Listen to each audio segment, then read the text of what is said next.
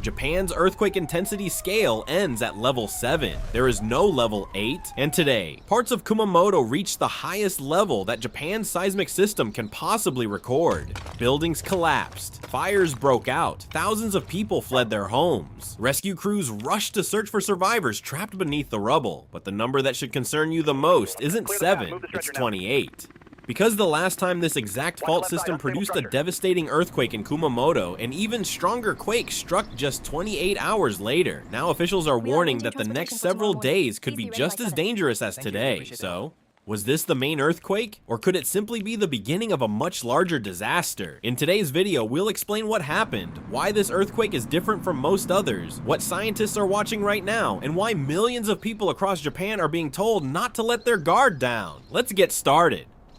The powerful earthquake struck Kumamoto Prefecture on Japan's southern island of Kyushu during the afternoon, catching many residents in the middle of their daily routines. Within seconds, neighborhoods across the region were shaken by an intense wave of ground motion that damaged homes, roads, and public infrastructure. According to Japanese authorities, the earthquake reached the highest level on the country's seismic intensity scale in some areas. That detail is incredibly important. Unlike the magnitude you often hear about in the news, Japan's seismic intensity scale measures how violently the ground actually moves where people are standing. In other words, it measures what people truly experience during the earthquake itself. Level 7 represents the strongest ground motion Japan's monitoring system is designed to classify. There is simply nothing higher.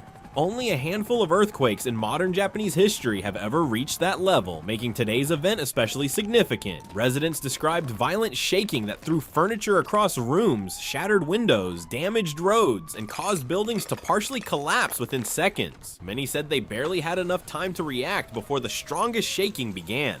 Emergency alerts were sent across the region almost immediately, warning people to protect themselves and prepare for possible aftershocks. Police, firefighters, medical teams, and military units were quickly mobilized as damage reports began pouring in from multiple cities. Within the first few hours, authorities were already dealing with collapsed buildings, fires, transportation disruptions, power outages, and growing concerns about people trapped beneath the debris. As rescue crews raced from one emergency to another, officials warned that the situation was still developing and that the full extent of the damage might not be known until much later.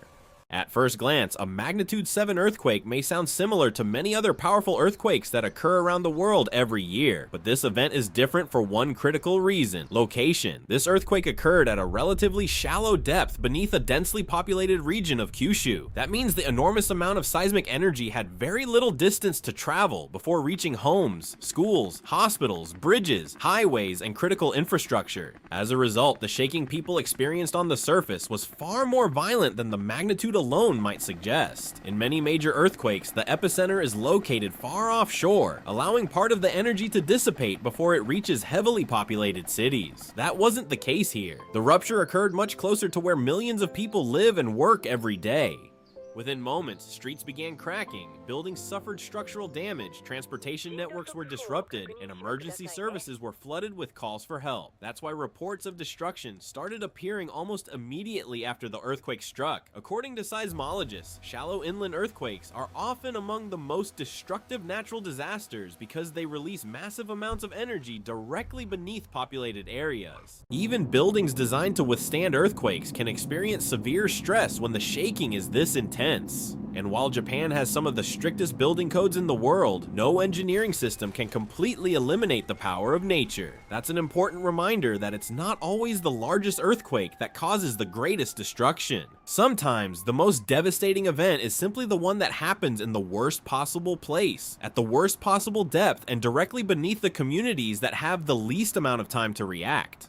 As rescue operations continue, authorities are gradually building a clearer picture of the destruction left behind by the earthquake. Several buildings have reportedly collapsed across the affected region, while many others have suffered significant structural damage and are being inspected by engineers before anyone is allowed to return inside. Roads have cracked in multiple locations, bridges have suffered damage, and sections of critical infrastructure are undergoing emergency evaluations to determine whether they remain safe. Power outages have left thousands of homes without electricity, electricity, forcing many families to spend the night in temporary shelters or evacuation centers. Transportation has also been heavily disrupted. Rail services were suspended, while engineers carefully inspect tracks, bridges, and tunnels for structural damage before trains can safely resume operation. Airports temporarily halted flights as runway and terminal safety inspections began, adding to the transportation challenges across the region. Emergency shelters have opened throughout Kumamoto Prefecture to receive residents who can no longer safely remain inside their homes, while local authorities continue urging people to stay away from damaged buildings because of the ongoing risk of powerful aftershocks. One of the most concerning situations involves reports of people trapped inside collapsed or heavily damaged structures. Search and rescue teams are working around the clock, carefully removing debris piece by piece while using specialized equipment to search for signs of life beneath the rubble. Their work is made even more dangerous by the constant threat of aftershocks, which can destabilize already weakened buildings without warning. Every additional tremor forces crews to reassess conditions before continuing their search, slowing rescue efforts but helping protect both survivors and emergency personnel. For the people waiting to be rescued, every minute matters, and for the emergency workers risking their lives to reach them, every decision could mean the difference between life and death.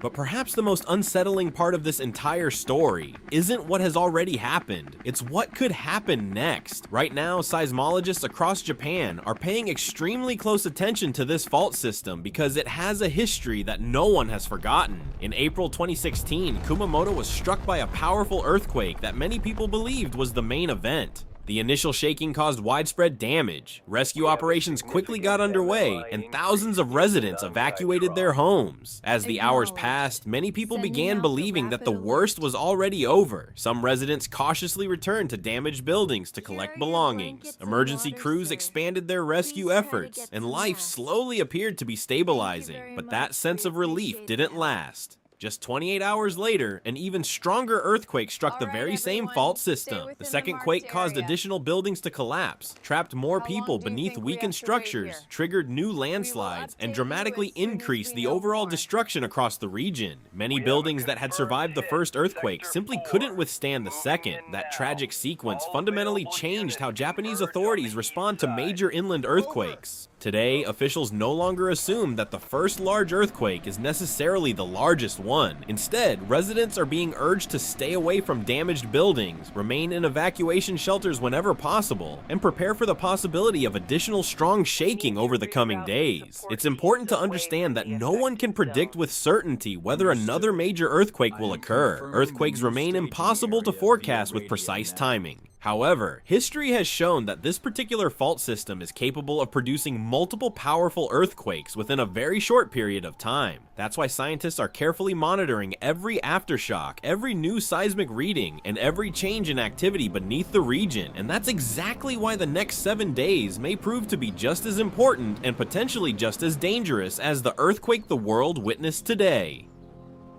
Right now, scientists are focusing on one critical question. Is today's earthquake the main event, or is it only the beginning of a much larger seismic sequence? At this stage, no one can answer that question with certainty. After a major earthquake, aftershocks are completely normal. In fact, hundreds of smaller earthquakes can occur over the following days or even weeks, as the Earth's crust gradually adjusts to the enormous release of energy.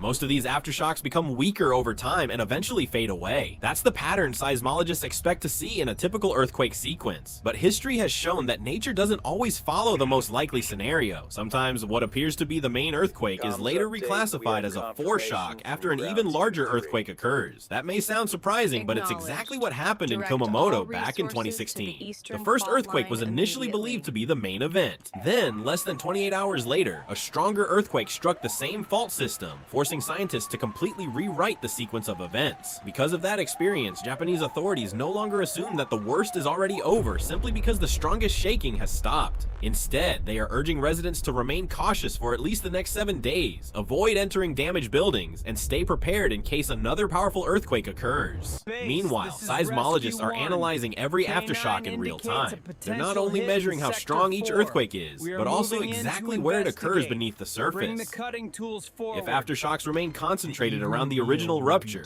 that may indicate the sequence is gradually winding down.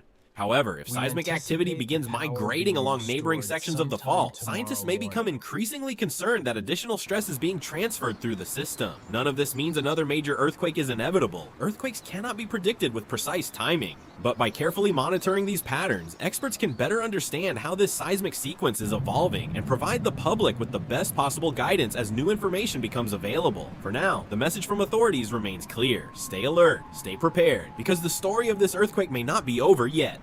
Japan is widely recognized as one of the most earthquake-prepared countries in the world. Its emergency response system has been developed over decades through experience, technology, and constant preparation. Within minutes of the earthquake, emergency alerts were sent to millions of people. Police, firefighters, medical teams, and military personnel were deployed across the affected region. Rail services were suspended, while engineers inspected every section of track. Airports carried out runway inspections before allowing flights to resume. Schools and public buildings were checked for structural damage. Emergency shelters opened to provide food, water, and temporary housing for displaced families. These actions may seem extreme, but Japan has learned through painful experience that acting quickly saves lives. Every precaution taken today is based on lessons learned from previous disasters. You might be wondering, could an earthquake in Japan affect people living thousands of miles away? The answer is yes. Japan plays a major role in the global economy. The country is home to some of the world's largest manufacturers of semiconductors, electronics, automobiles, and advanced technology. Even temporary disruptions to factories, transportation networks, or shipping routes can create ripple effects throughout international supply chains. Companies around the world closely monitor major earthquakes in Japan because production delays can eventually affect global markets. Fortunately, officials have reported no immediate signs of problems at nearby nuclear power facilities. That has helped ease one of the biggest concerns whenever a major earthquake strikes Japan. Still, damage assessments are continuing, and authorities remain cautious as inspections move forward. At this point, scientists aren't just studying today's earthquake, they're watching everything that happens next. Every aftershock is carefully mapped. Every new tremor provides additional information about how stress is moving through the fault system. If aftershocks gradually become smaller and less frequent, that's generally considered a positive sign. But if stronger earthquakes continue occurring along nearby fault segments, scientists may become more concerned about additional large events. This doesn't mean another major earthquake is certain. Far from it. Earthquakes remain impossible to predict with precision. What experts can do is monitor patterns, evaluate probabilities, and provide the best possible guidance based on the latest data. For now, their message remains consistent. Stay alert, stay prepared,